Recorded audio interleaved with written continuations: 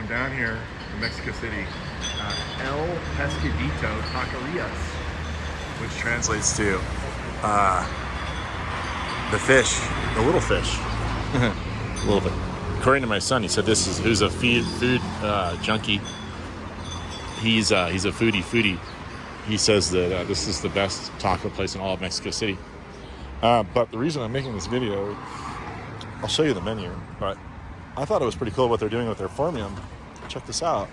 This is a good idea for, delineating these new outdoor eating areas. Ooh, that arrow says that way. It means I might get run over. Let's talk about it from the inside.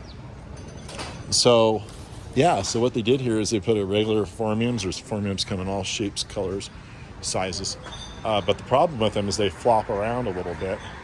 So what they've done here is they've actually tied up the Phormium with fishing line. Look at that. Isn't that clever? And it gives it this really formal look. And it doesn't occupy any lateral space. And it really delineates the space well. Let's take a look. No one's coming. I think I can survive this. But yeah, look. It's a little dangerous to eat like that because a big truck come by and those little planters will do nothing other than to hurl the truck into the air. And maybe it'll catapult the truck over you and then you won't get squished.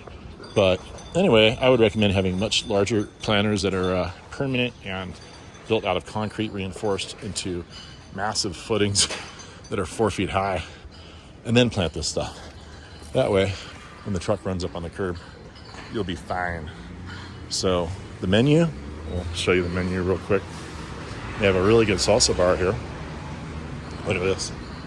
Ooh, we're the first people here, so ooh, that looks really good. And I'm a big onion fanatic. Look at this. Cabbage. Yeah. And there's the menu right there. Best tacos in Mexico City. There you go.